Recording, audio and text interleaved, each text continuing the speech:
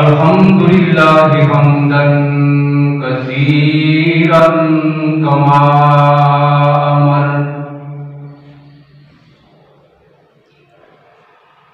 ونشهد أن لا إله إلا الله وحده لا شريك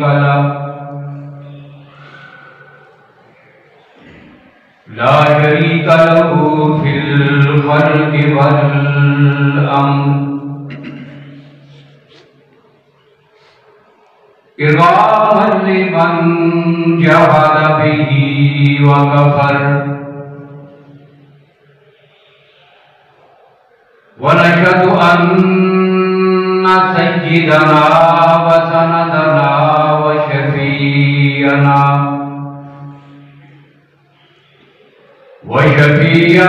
محمدا عبده ورسوله أما بعد فأعوذ بالله من الشيطان الرجيم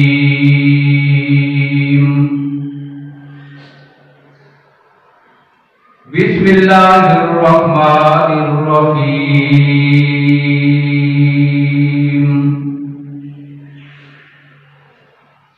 والذي جاء بالصدق وصدق به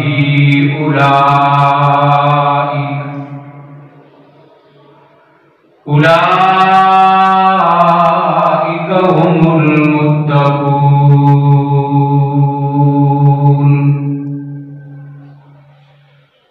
وقال الله تبارك وتعالى في مقام آخر ثاني اثنين إذ هما في الغار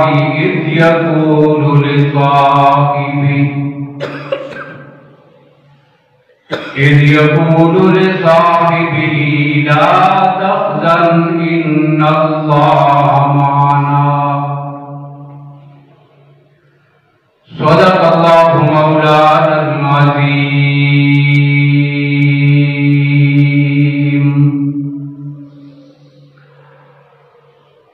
اللهم صل على محمد وعلى آل محمد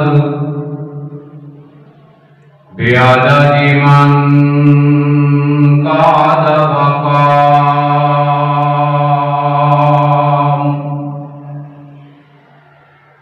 وصل على محمد وعلى آل محمد بعدد من صلى وصام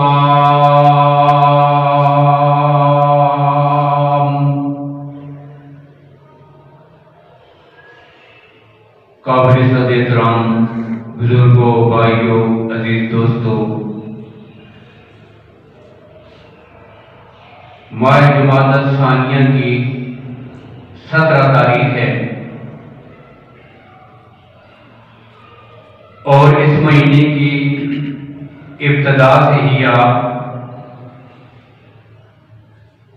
سیدنا صدیق اکبر رضی اللہ تعالیٰ عنہ کے فضائل اور مناقب سماعت فرما رہے ہیں۔ آج بھی اختصار کے ساتھ انہی مقدس شخصیت کے حوالے سے کچھ باتیں عرض کرنی ہیں۔ تفصیلات کے ساتھ ذکر کرتے ہوئے ان کی زندگی کے ایک ایک عنوان پر بہت طویل گفتگو ہو سکتی ہے،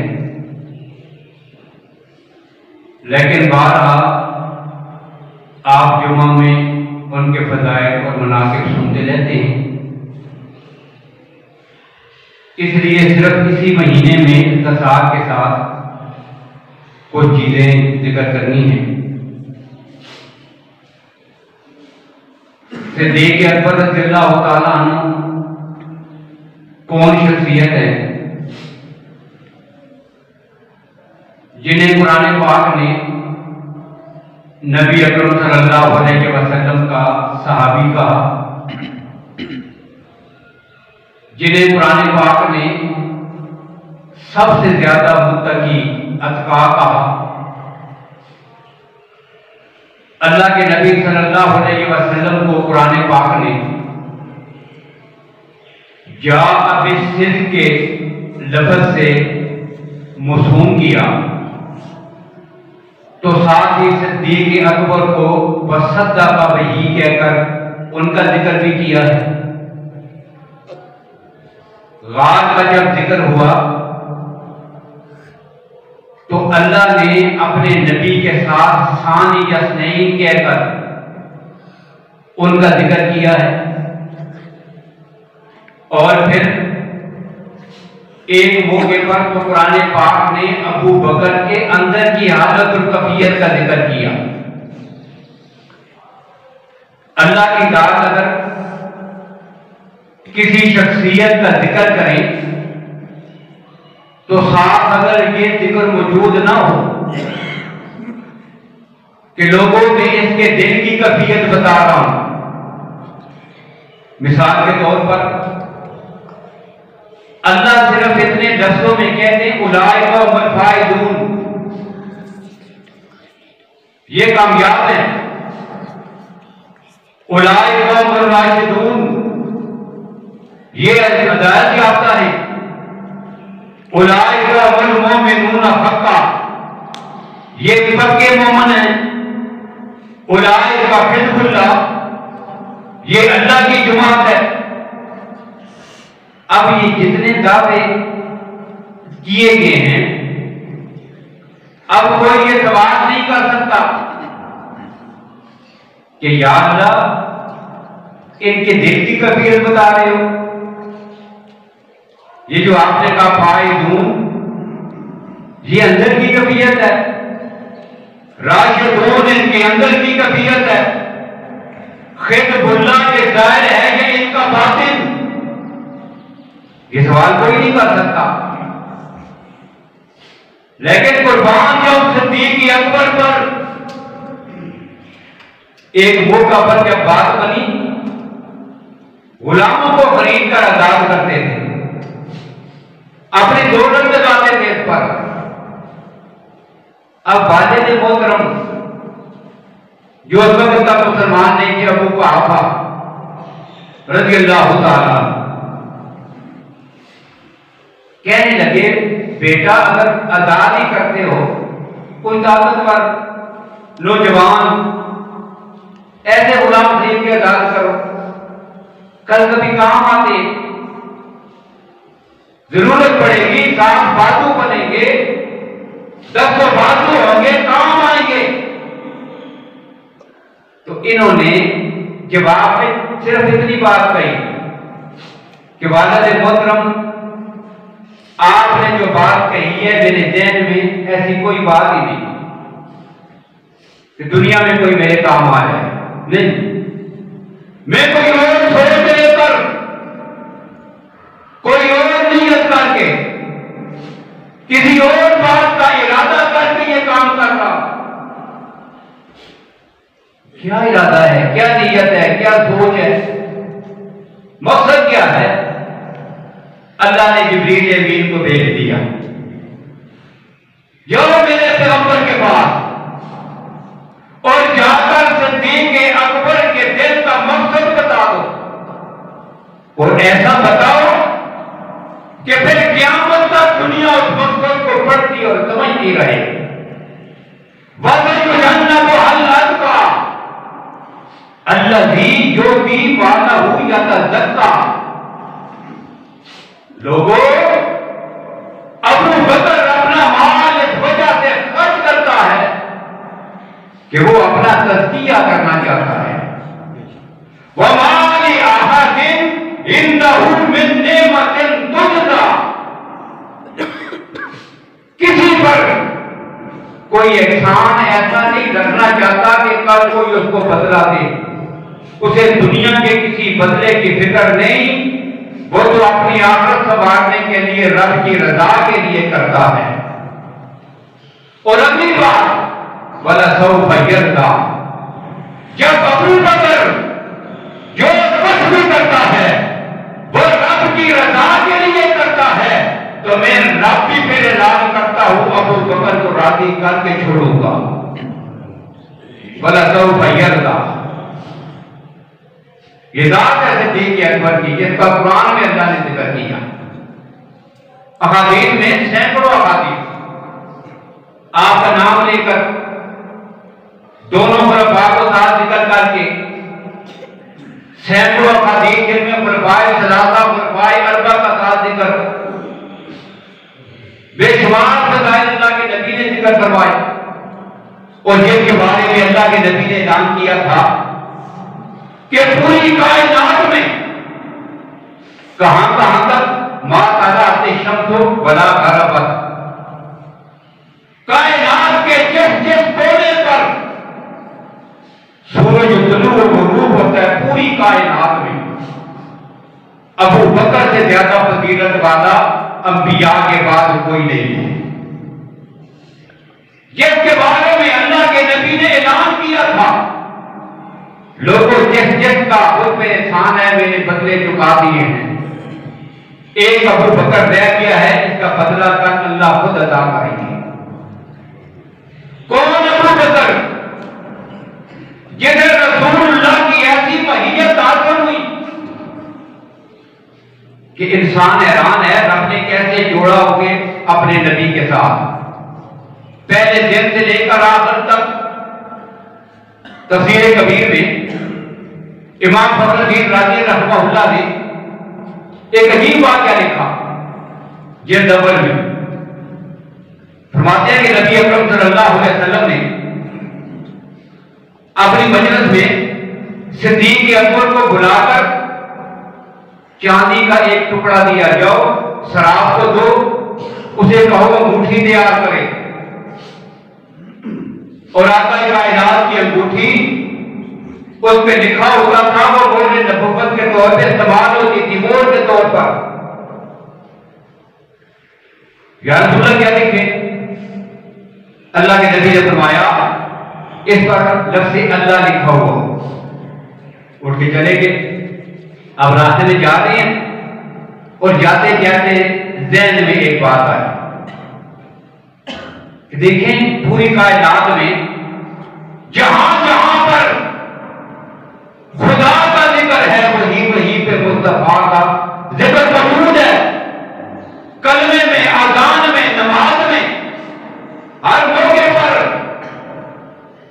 تو یہاں بھی ابو بکر کا دل چاہتا ہے انگوٹھی پر بھی لفظ اللہ ہو تو ساتھ محمد بھی ہو۔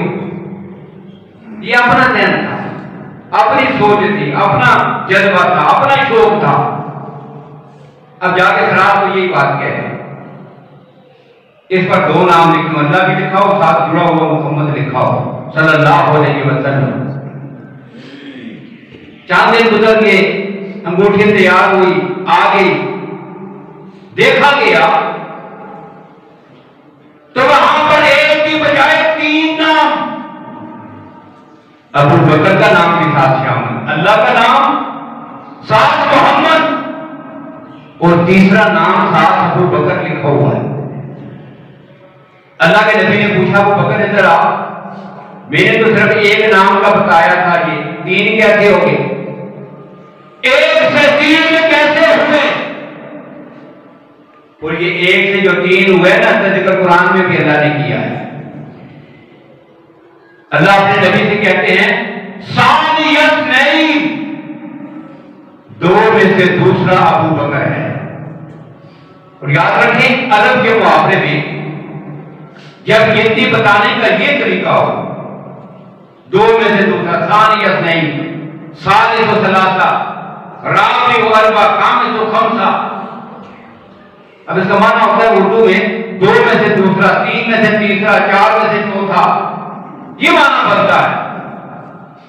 اب یوں جب بھی گنتی میں کسی چیز کو شمار کیا جائے گا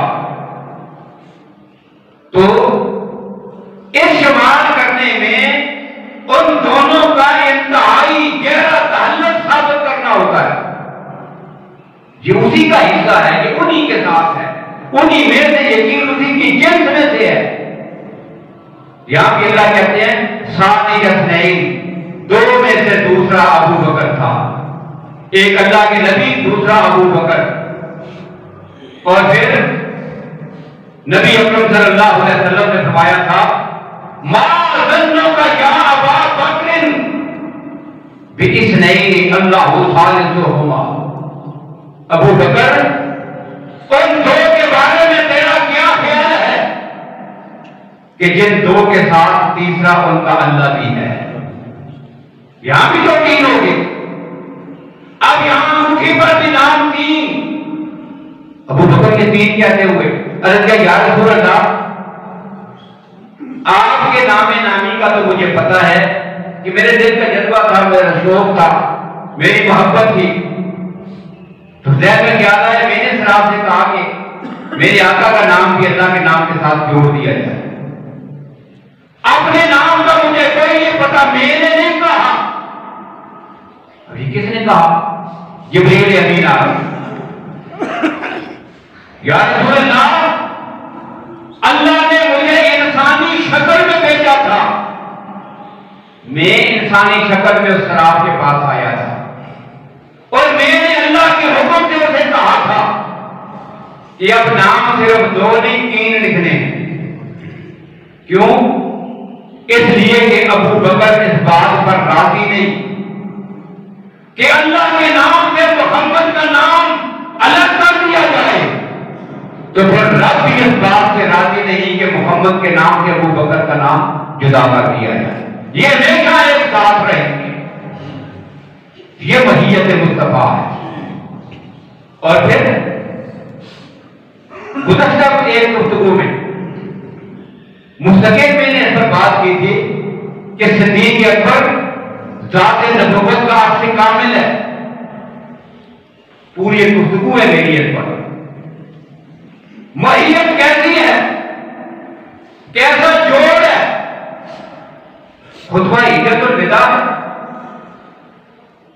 اس کے جو نکات ہے، کچھ چند نکات مشہور ہیں، لوگ پڑھتے ہیں، لکھتے ہیں، ان کو سنتے بھی ہیں، لیکن ہم نے کبھی ان سب کو تلاش کر کے اکٹھا نہیں پڑھا گیا، نہ دیکھا ہے. اس لیے ہمیں پتہ نہیں ہوتا کہ وہ سارا جو دستور ہے آپ کا خطبہ حجت الوداع کا وہ کیا ہے. اس میں ایک جملہ یہ بھی تھا، لوگوں ان ابا بکر لم یسونی قط. پوری دنیا میں ایک ابو بکر کو بڑا شک ہے کہ جس سے میری مرضی کے خلاف کوئی بات سردد ہو سکتی ہی نہیں.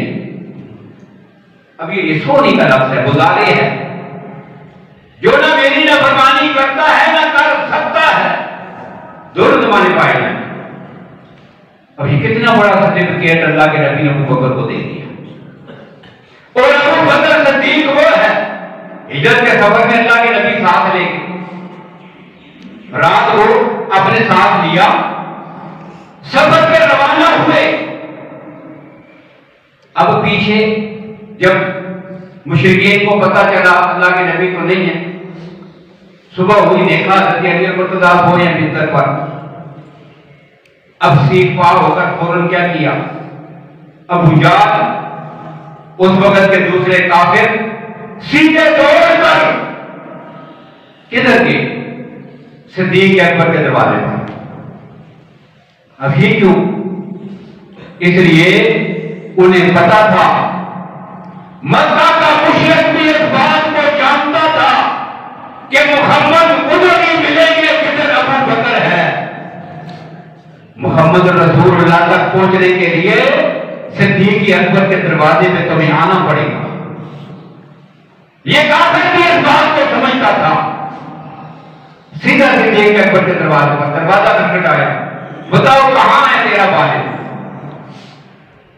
مجھے کوئی نہیں پتا. صدیق اکبر کی بیٹی سامنے آئی، مجھے کوئی پتا نہیں ہے. اب نے تشدد کیا، لیکن اس نے اپنی زبان سے ایک جملہ بھی نہیں کہا. اور پھر اگلا کمال یہ ہوا کہ وہ صدیق اکبر اللہ کے نبی کو ساتھ لے کر سفر پہ روانہ ہوئے. اللہ نے جب ان دونوں کی قیمت لگائی تو جو قیمت اللہ نے اپنے نبی کی لگائی ہے اس موقع پہ وہی قیمت صدیق اکبر کی لگائی ہے. اللہ نے مہیت میں دونوں کو برابر ذکر کیا. لا تحزن ان اللہ معنا.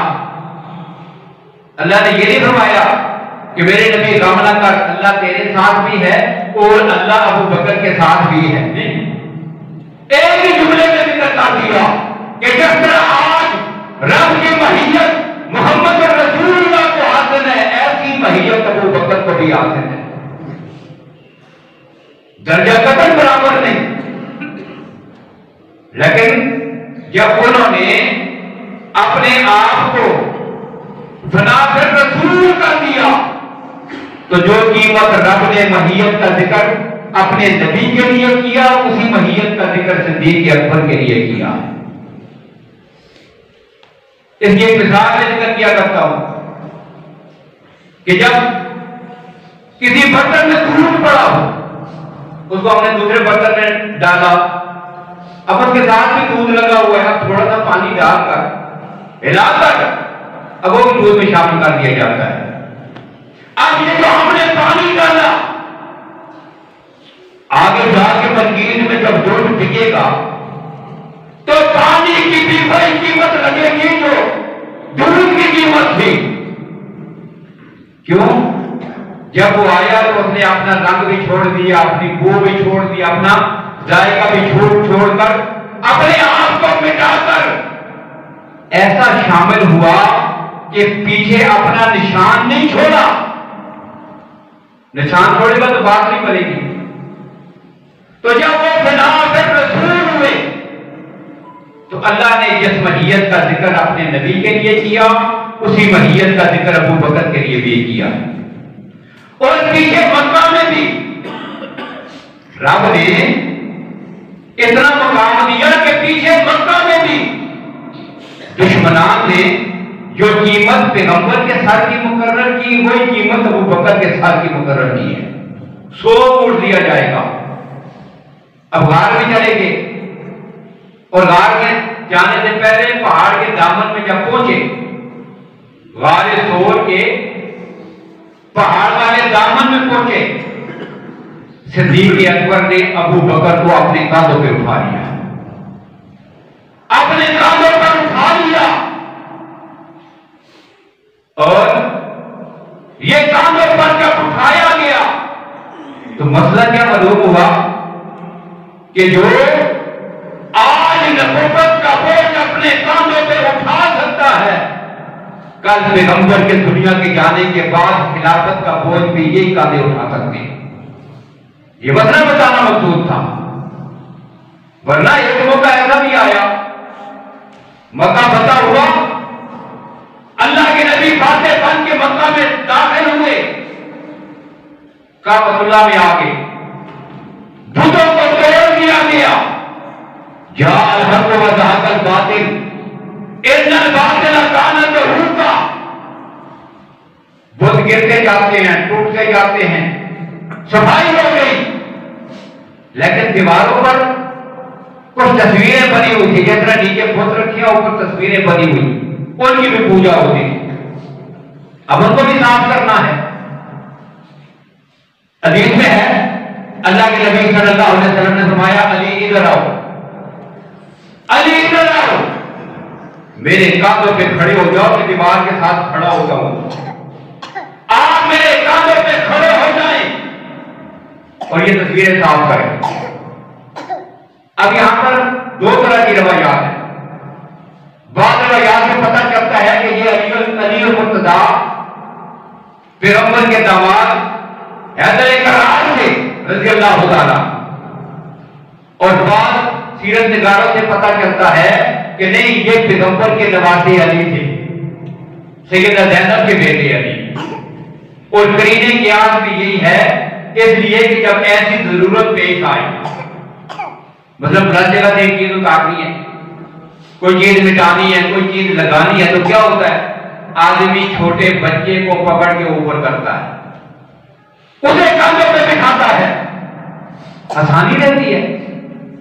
और वैसे भी यही अली जब अल्लाह के नबी सल्लल्लाहु अलैहि वसल्लम मक्का में दाखिल हो रहे थे तो इब्न हजर अस्कलानी रहमतुल्लाह ने लिखा, काना अला रदीफन अला राहिलतिही, पैगंबर की सवारी पर आपके पीछे जो बच्चा बैठा हुआ था यह पैगंबर का नवासा अली था। ज़ाहिर यानी साथ साथ आ रहा है, पैगंबर का नवासा अली साथ साथ आ रहा है। अब तस्वीरें साफ करने की बारी आई तो इसी बच्चे से कहा,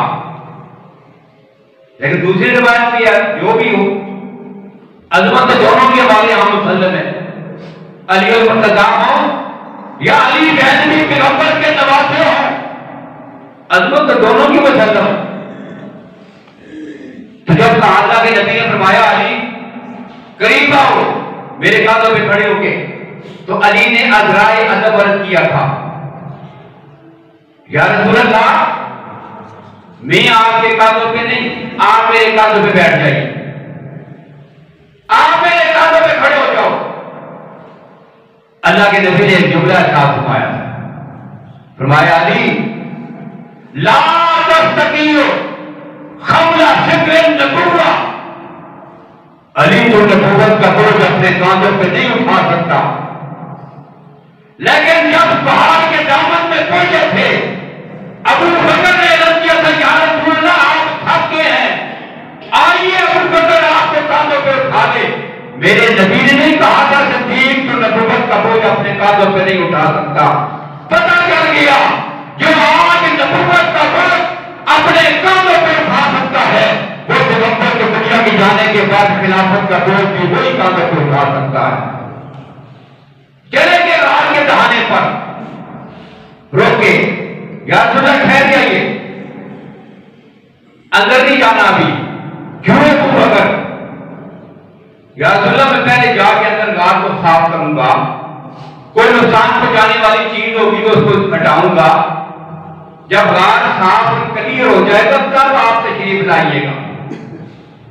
पहले अंदर तशरीफ देंगे, गार साफ किया। उसी वजह से हमारे एक बुजुर्ग हैं सैयद नूर अल हसन शाह बुखारी रहमतुल्लाह तआला ने, उन्होंने बड़ी अजीब बात कही कि सिद्दीक यारो यादरे महबूब किरदार और साहिब रसूल है फिल गालिबल मदार। सिद्दीक पेशतर दाखिल हुए जो गार में, ये है दलील बैयना बुरहान आशिकार कि सिद्दीक जब तक किसी दिल में ना आएंगे उस दिल में आएंगे न नबूवत के ताजदार। कि सिद्दीक अकबर गार में पहले दाखिल हुए, गार का गंद साफ हुआ, गार की सफाई हुई, तब नबूवत के ताजदार गार में दाखिल हुए। पता चला कि जब सिद्दीक की मोहब्बत दिल में पहले आएगी, दिल से गंद साफ होगा तो मोहम्मद की मोहब्बत दिल में दाखिल होगी। अबू बकर दिल में नहीं आएगा तो मोहम्मद की मोहब्बत दिल में नहीं आएगी। इसलिए पहले दिल को साफ करने के लिए अबू बकर की मोहब्बत को भी दिल में बिठाना जरूरी है। और ये सिद्दीक अकबर कौन सिद्दीक अकबर, ऐसी सोच, ऐसी महियत, ऐसा अंदाज अल्लाह ने पैगंबर की रफाकत के लिए दिया था। आखिरी बात कहता हूं, ऐसी शख्सियत है नबी अकरम सल्लल्लाहु अलैहि वसल्लम सुलह देखिया का मौका है, बुखारी शरीफ बाब शुरूत जिहाद बाब ये हदीस मौजूद है। नबी अकरम सल्लल्लाहु अलैहि वसल्लम 1450 सहाबा को लेकर उमरा के इरादा से मदीना से मक्का की तरफ हाज़िम सफर है। एक जगह पे हुदैबिया के मुकाम पे रोक दिया गया, नहीं आपको मक्के में दाखिल होने की इजाजत नहीं। अब मुशरिकीन मक्का के साथ मुज़ाकरात कर रहे हैं। इन्हें मुज़ाकरात के दौरान भी सुहैल इब्न अम्र मक्का का मुशरिक है, उधर से वो बात करने के लिए आया हुआ था। बातचीत हो रही है, اور این جب معاہدہ مکمل ہو گیا، لکھا جا چکا تھا، ابھی دستخط ہونا باقی تھے، بس باقی باتیں طے ہو گئی۔ اور اس میں ایک شرط یہ بھی تھی کہ کوئی آدمی اگر مکہ سے مسلمان ہو کر مدینے میں تمہارے پاس آئے گا تو اسے پکڑ کے مارے والے گا، تو لیکن تمہارا کوئی آدمی اگر مدینے سے بھاگ کے مکہ آئے گا تو ہم واپس نہیں کریں گے۔ بدانے ساری شروط بڑی کمزور اور دبی ہوئی نظر آ رہی تھی، لیکن رب کی حکمت ہے، فائدہ اسلام کو پہنچا۔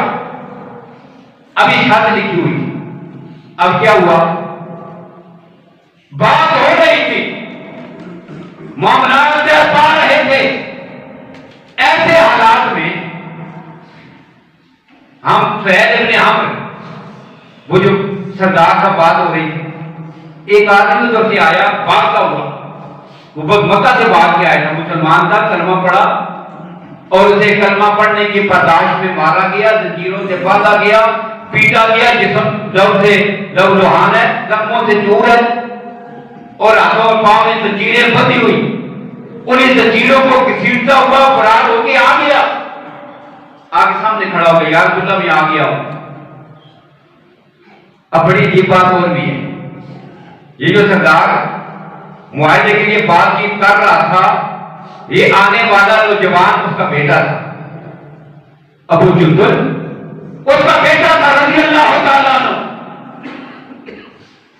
اب باپ نے کہا میرے حوالے کرو، ابھی جو معاہدے میں لکھا ہے کہ ادھر سے آئے گا تو آپ واپس کریں گے۔ اب وہ روتا ہے، اس کی حالت دیکھ کے لہو بہتا ہے، زخمی ہے اور کس پریشانی میں آیا۔ اب وہ کہتا ہے یا رسول اللہ مجھے ان کے سپرد نہ کیجیے۔ وہ کہتا ہے نہیں، آپ نے معاہدے میں لکھا، میرے والے کرو میرے بیٹے کو۔ یہ بات کیا رہی ہے؟ اب اللہ کے نبی صلی اللہ علیہ وسلم نے فرمایا لوگوں میں حق لے کے آیا ہوں، انصاف کا فیصلہ کروں گا، میں نے جو معاہدہ کر دیا اس کے پاس جاری کروں گا، جاؤ وہ حجت تمہیں تمہارے باپ کے سپرد کرتا ہوں، تمہیں ساتھ لے کے جائیں۔ اب اس حالت میں جب پکڑ کے اس کو باپ کے سپرد کیا تو صحابہ کی چیخیں نکل گئی اس کی مظلومیت پر، اتنی تکلیف میں اٹھا گیا، پھر واپس پکڑا گیا۔ اب باقی تو چپ، لیکن فاروق اعظم رضی اللہ تعالیٰ عنہ سے رہا نہ گیا۔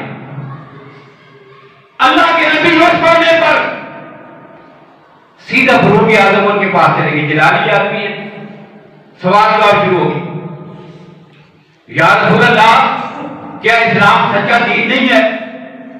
آپ اللہ کے سچے نبی اور رسول نہیں؟ اللہ کے نبی نے فرمایا یقیناً میں اللہ کا سچا نبی اور رسول ہوں۔ دوسرا سوال یہ تھا کہ کیا مشرک باطل مذہب پر اور ہم حق پر نہیں ہیں؟ اللہ کے نبی نے فرمایا بالکل یہی بات ہے۔ اب تیسرا سوال تھا کہ اتنا دب کر ہم معاہدہ کیوں کریں؟ یہ تیسرا سوال۔ اب بخاری شریف میں الفاظ موجود ہیں، اللہ کے نبی نے جواب ارشاد فرمایا انی رسول اللہ لا آتی ابدا وہو ناصری۔ تین جملے بنتے ہیں جواب میں۔ پہلا جملہ ہے انی رسول اللہ، میں اللہ کا رسول ہوں، عمر میں اللہ کا رسول ہوں، اور رسول براہ راست اپنے رب سے اس کی معیت میں احکام لیتا ہے، اللہ براہ راست اس کی رہنمائی فرماتے ہیں، لہذا اللہ کے حکم کے مطابق جو کچھ کیا ٹھیک کیا، تجھے نہیں پتا آج یہ کیا کیا ہے، میں اللہ کا رسول ہوں اور مجھے رب نے حکم دیا، میں اپنے رب کے حکم کی نافرمانی کر سکتا نہیں ہوں۔ اور تیسرا جملہ تھا وہ ناصری، میرا اللہ ضرور میری مدد کرے گا۔ یہ تین جملے اب اٹھ کے آگے دیکھا صدیق اکبر اس کونے میں دور بیٹھے ہوئے، اب سیدھا ان کے پاس۔ اب صدیق اکبر کو نہیں پتا کہ رسول اللہ کے پاس سے اٹھ کے یہ سوال کا کیا ہے، کیا جواب ہوئے، کوئی پتہ نہیں۔ اب ادھر جا کے بیٹھ گئے، اب وہاں پر بھی جا کر پہلے یہ سوال کیا، کیا محمد رسول اللہ اللہ کے سچے نبی اور رسول نہیں ہیں؟ صدیق اکبر نے کہا بالکل یقیناً وہ اللہ کے سچے نبی اور رسول ہیں۔ دوسرا سوال تھا کیا اسلام سچا نہیں ہے اور مشرک باطل مذہب پر نہیں؟ فرمایا بالکل یہی بات۔ اب تیسرا سوال تھا پھر ہم اتنا دب کر معاہدہ کیوں کریں؟ اب دیکھیے صدیق اکبر کی ماہیت مصطفیٰ، سوچ کی یکسوئی اور یکانیت، عجیب بتا دیا تھا رب نے صدیق اکبر۔ اسی لیے تو میں کہتا ہوں صدیق جمال نبوت کا سے کامل ہے۔ اب تیسرا سوال تھا اتنا دب کر معاہدہ کیوں؟ اب فوراً صدیق اکبر نے کہا ہوا رسول اللہ لا یوسی ابدا وہو ناصرہ، بس ایک جملے میں یہ جواب دے دیا، اور اس کی بھی شکیں وہی تین ہیں کہ وہ اللہ کے نبی اور رسول ہیں، وہ اپنے رب کے حکم کے خلاف نہیں کریں گے، اللہ ضرور اپنے نبی کی مدد کرے گا۔ اتنی عظمت جس کو رب نے عطا کی، رسول اللہ صلی اللہ علیہ وسلم کی ماہیت عطا کی، مسلمانوں کے خلیفہ اول ہند المسلمین، مسلمانوں کے عقیدہ کے مطابق پہلے خلیفہ، بالاتفاق تمام مسلمانوں کا عقیدہ ہے کہ صدیق اکبر خلیفہ اول بلا فضل ہیں، جنہیں پیغمبر نے اپنی موجودگی میں اپنے مسلح پہ کھڑا کیا تھا۔ 17 نمازیں جس نے پیغمبر کی ماہیت میں پڑھائی، سفر میں حضر میں ہر موقع میں پیغمبر کے ساتھ رہا۔ جتنی عمر میرے نبی کی اتنی عمر سیدنا صدیق اکبر رضی اللہ تعالیٰ عنہ کی، جو وجہ بنی رسول اللہ صلی اللہ علیہ وسلم کے وفات کی، وہی وجہ بنی سیدنا صدیق اکبر رضی اللہ تعالیٰ عنہ کی وفات کی۔ سوموار کے دن دونوں کا وصال ہوا، عمر بھی مبارک برابر، اور اللہ نے ایک ہی جگہ میں جنت میں دونوں کو ٹھکانہ اور مقام بھی عطا فرما دیا ہے۔